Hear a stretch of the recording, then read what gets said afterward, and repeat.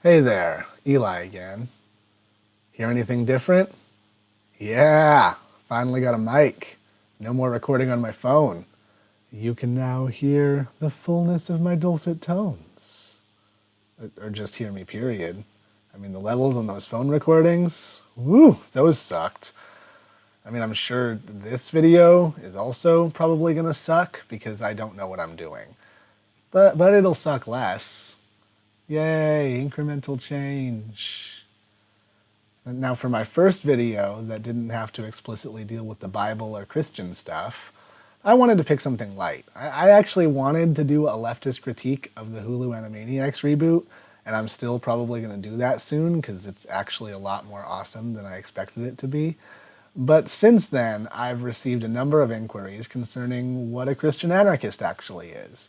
And I figured that if I'm going to build my whole channel around the subject of Christian anarchism, I should probably explain what it is first.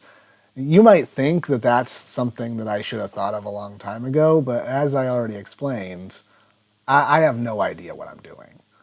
So, what is a Christian anarchist? That might seem simple enough to answer, but I generally dread doing this because I can only speak for myself. I don't want to sound like I'm negating or diminishing the experience of any other Christian anarchists whose beliefs and motivations don't line up with mine. So keep that in mind as you listen to this. I'm laying out why I, personally, believe in the message of Christian anarchism.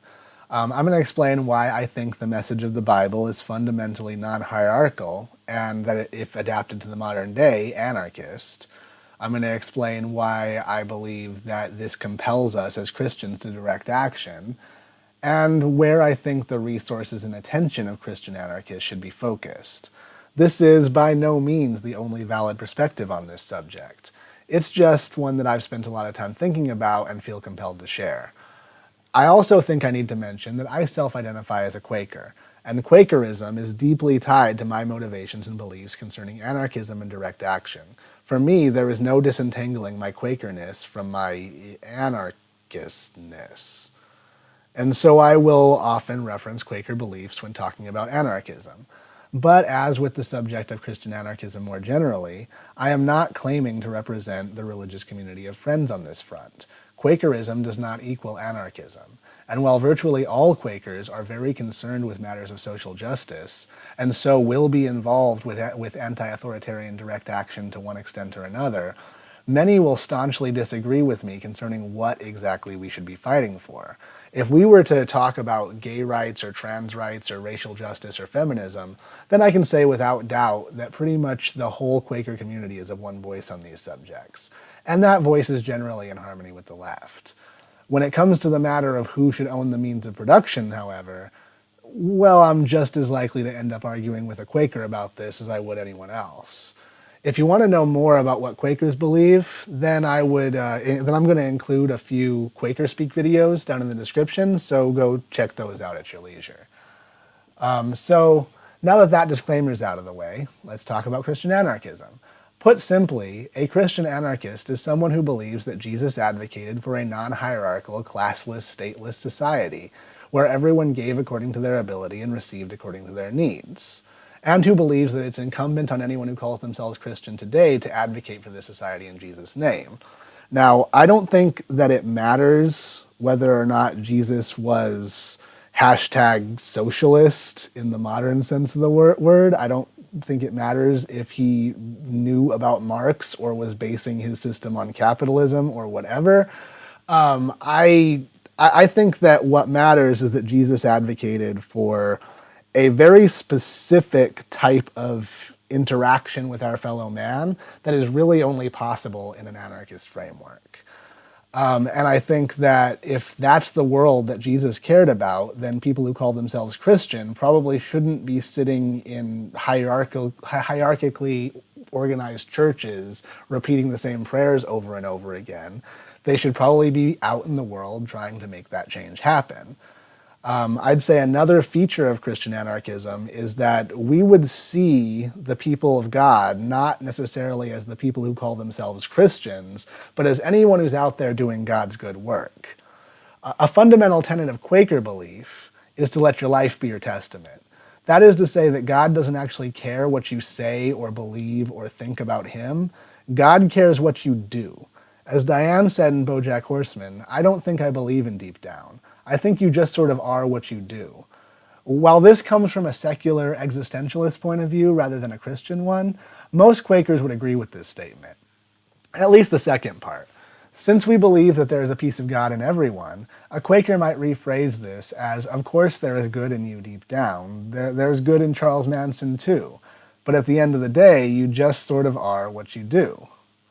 Right? I mean, we don't think that there is no deep down. We think that there is a deep down, and we think it's a good thing. We think it's that piece of God that's in all of us. But it's in all of us. So you don't get any sort of unique claim to that. Anything that you are is based on what you do. So, given this belief, it's not really possible for any good Quaker to be complacent in the face of injustice. Our life is our testament. We're compelled to act on our beliefs as a matter of faith. Given this logic, an atheist who advocates tirelessly for the interests of the poor or the marginalized is far more welcome as an addition to the kingdom of God than a devout churchgoer who hoards their money and advocates for policies that increase hate and exclusion. But is there any biblical justification for this position? I'm sure it sounds great, but what does the Bible say? Well, Jesus made no bones about his distaste for what we today would call capitalism.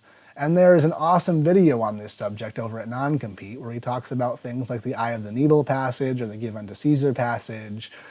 And I don't really have a whole lot to add to that, so I'm just going to provide a link in the description.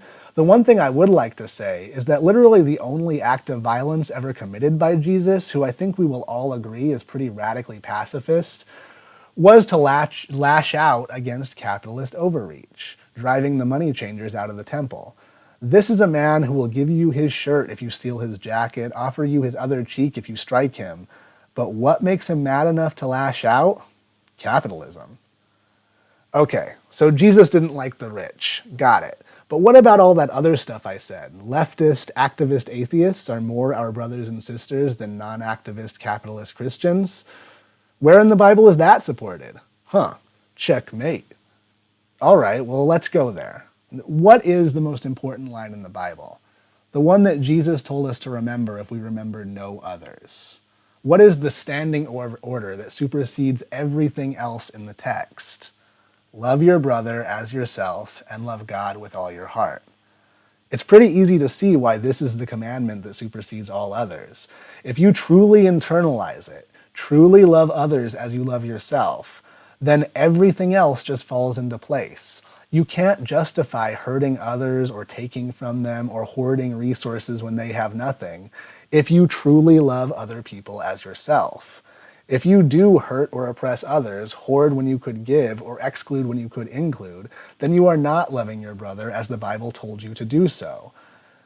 And since Quakers believe the spark of God is in everyone, anyone who hates his brother or sister also hates God. It doesn't matter what false words pass their lips. Your life is your testament. You are what you do. I don't care what you profess to believe. Ah, but who is our brother? Doesn't that refer only to brothers and sisters in the faith? Well, no, it doesn't. And Jesus knew that there were going to be dipshits out there making that point, so he made this explicit and perfectly clear. Luke 10, the parable of the Good Samaritan. How do you know who is your brother? He is the one who helps you when you are downtrodden. Even if he is a dirty Samaritan, as in someone who is not a member of the currently accepted quote-unquote people of God. That is your brother.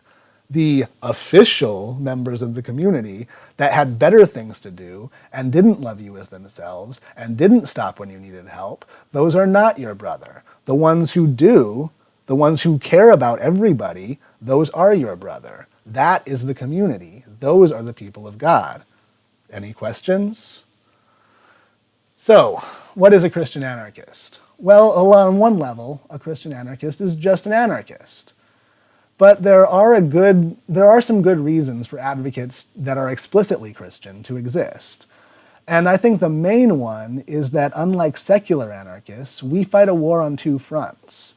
It is incumbent on anyone who claims to be Christian to fight injustice, not only in the streets, but within the Christian community. Unfortunately, the modern Christian church, which has been completely consumed by capitalism and the state, is a source of a lot of injustice. And yes, there are secular anarchists out there fighting it, but they don't have the same kind of pull that we do. So if you see far-right evangelical chuds trying to quote Leviticus to an LGBTQ person, ask them why they are focusing on obsolete legal codes instead of loving their brother as themselves. If you see an evangelical pastor trying to shame a woman for wearing jeans in church, and I'm not kidding, this actually happened to my mom, fight for the one being excluded, not the one doing the excluding. If you see a corrupt pastor fleecing the poorest people in the congregation with some variation on the prosperity gospel, stand up and condemn that pastor, even in your own church. Do all this and still muster the energy to fight the injustice done by the state, by capital, and by fascist shitheads, and then you too will be a Christian anarchist. Okay, I think that's the video. Hit the bell and stuff. Do all those things YouTube tells me to tell you to do, I guess, if you want to. If you don't, I really don't care. This is Eli. Good night and God bless.